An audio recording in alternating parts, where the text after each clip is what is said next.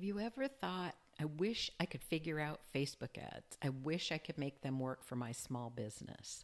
Well, they can, but there are two caveats. Number one is you have to do them at the right time in your business. And number two is you have to do them correctly. So today we're going to talk about a few tips on how to make these darn ads work for you. And I'm going to tell you two examples of two different clients that I have and what we've done with their local Facebook ads. So Facebook ads are super powerful because it's still the largest social media platform, at least for adults in the US. And you can target people by location. You can reach people who are already interested in what you offer.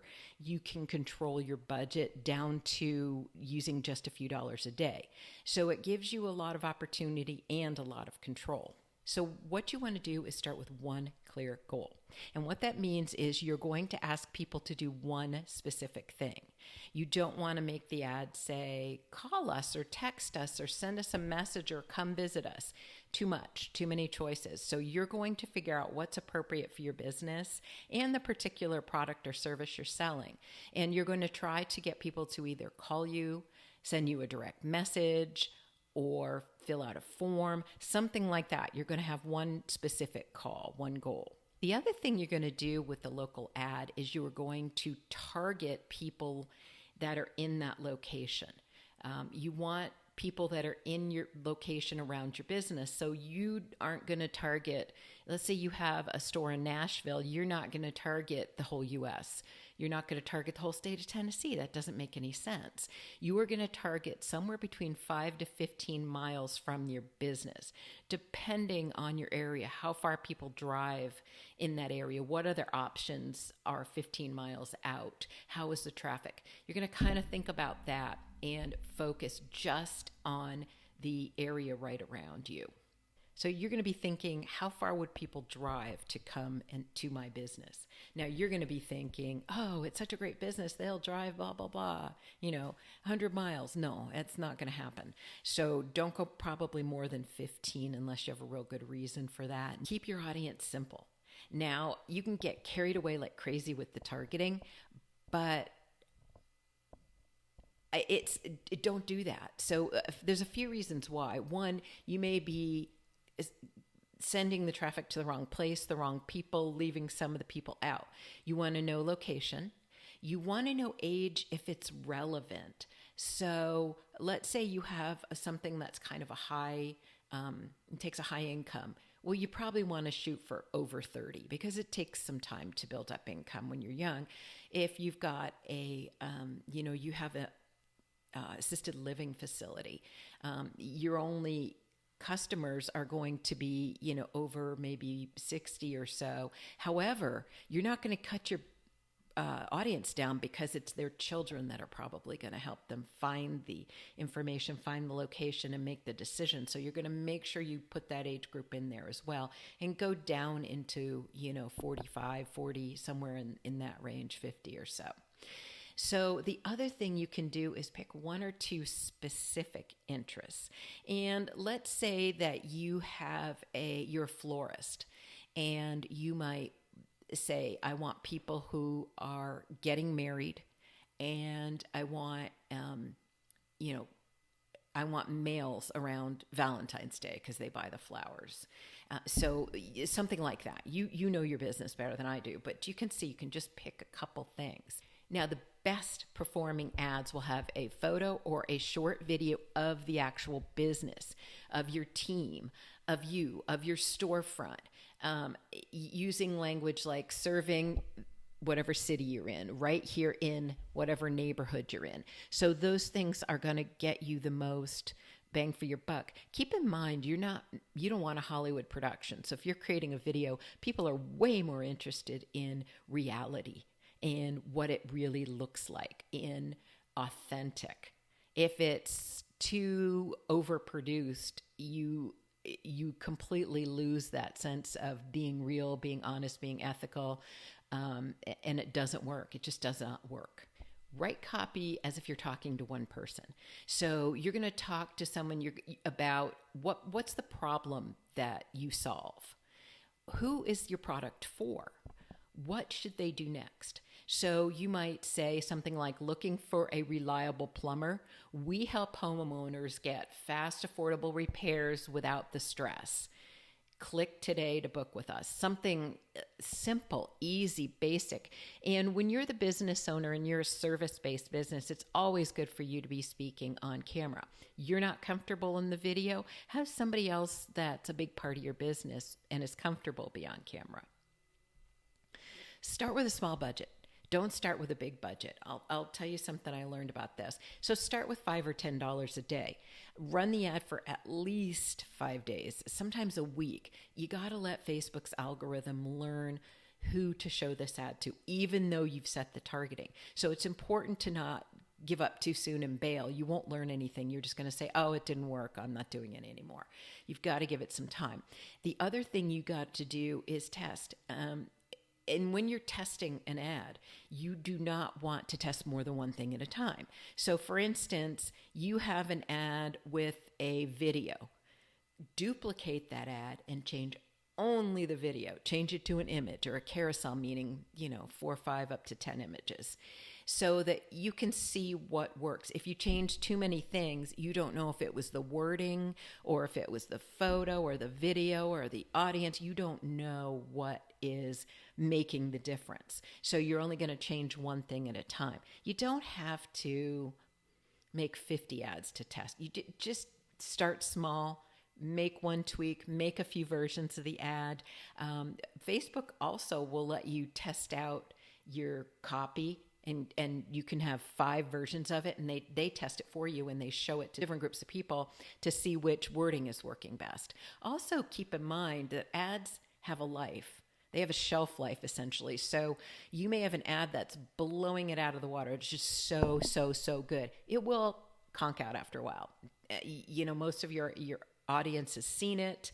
They don't click on it anymore. I already saw that. It doesn't stand out to them. They get tired of it. So even wonderful, amazing ads do have to be redone. At least your image, at least the visual part of it. Now, make sure you track the right things. The first thing you're going to look at is you're going to look at the numbers. So you want to look in your ad analytics and say, is this showing to people? And the way you do that is by looking at the impressions. There should be a really good number of impressions, and they should continue to go up. The second thing you're going to look for are clicks. Are people clicking on your ad? That's actually a great sign. Now, the other thing you're going to look for are form fills. Are they filling out the form if you've done a form? Are they calling you? Are they booking? Are they becoming a lead? So that's all super important. And then down the road, you've got to say, are these the right leads, or do I need to tweak my audience? Are these my actual customers? Some of the mistakes you want to avoid are targeting too big an area. And be careful, because Facebook tends to say your audience is too small. You need to increase your audience and increase your budget. Well, let me tell you 2 stories about that. So I have a client who is building a facility in an area, and this is a kind of a resortish, outdoorish area. And nobody goes to this area unless they are going to be accessing this whole resort type area. Okay, so nobody lives there. So they want to target only people who are in this area. And we have actually increased their budget, and only to find out when I increased their daily budget, their cost per lead went up drastically. So I called the owners. I said, look, I don't like this. You're paying too much. We need to pull back. So for them, they didn't really get more leads with the bigger budget. Their leads were just costing them a lot more. So we pulled back to where we had the budget originally, and I think that was the right place because the cost per lead went way down. The other thing is that Facebook loves to tell you to expand the audience. Well, what good is it going to do those people? Let's expand it and bring in the next town over. People in that town may not be interested in that particular resort that's located in the next town. This is very, very specific. So the things that Facebook tells you, increase your budget and increase your audience somehow, your reach. No, no is the answer. We don't want to do that. And for these ads, we have done very well. We've gotten quite a few forms. We use a form to fill out for information. This is a kind of a high level product that goes along for the people that use that resort.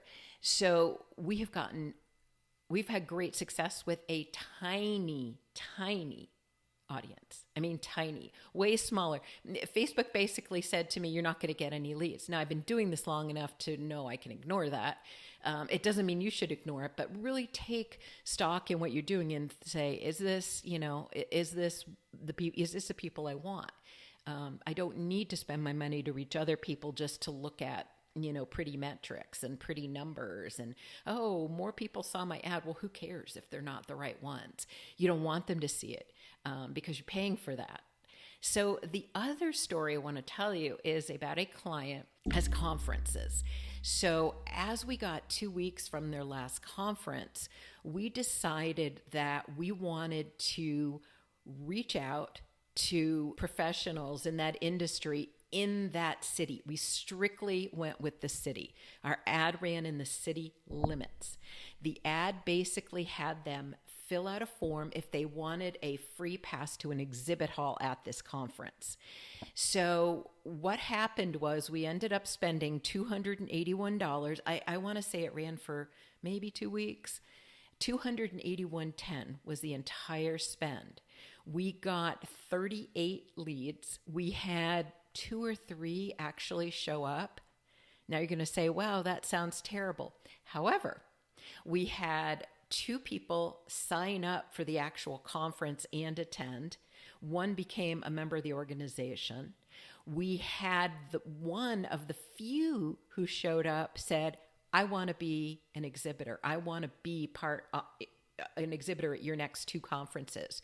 So when you add together the revenue from the signups was $1,581, so $1,581, and the revenue from one of the few people who actually came to the exhibit hall is $10,000.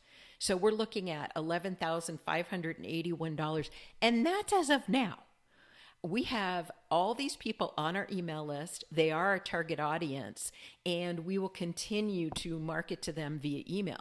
So not too bad, spending $281.10 to make $11,581 to date. Who knows what is coming in the future.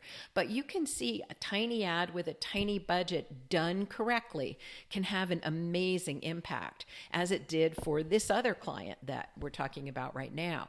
So make sure that you're doing the right things. There is an entire playlist on my YouTube channel that goes into detail of how to set up an ad, how to figure out your budget, how to do your audience, all of those things. So we have several videos on this topic. And if you want to learn more, I'll link to the playlist below, which has the videos in order in it, and you can go ahead and watch those.